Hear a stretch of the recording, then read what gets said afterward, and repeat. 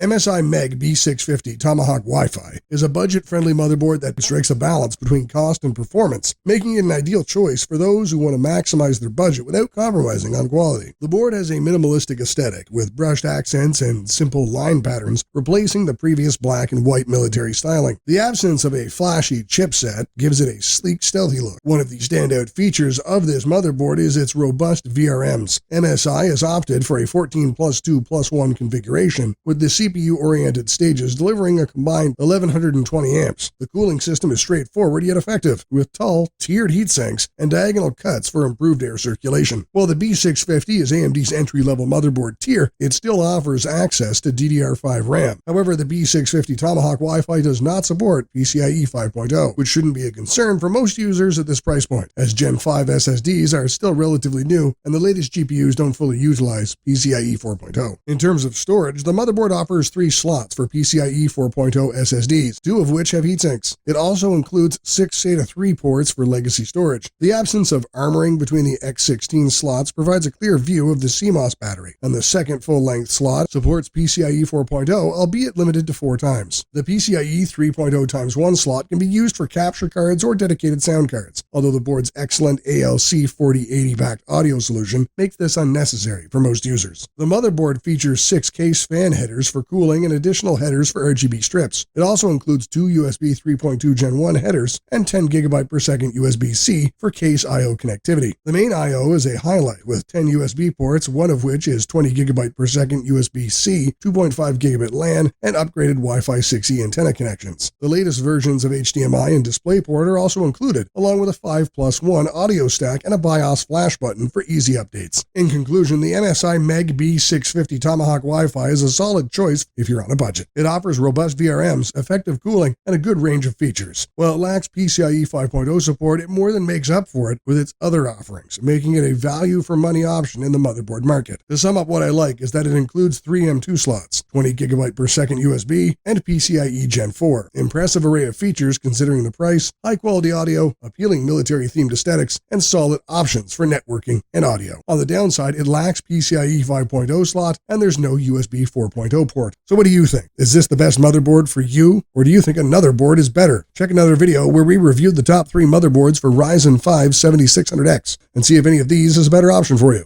Tell us in the comments below, and don't forget to hit the like button and subscribe. Have an awesome day.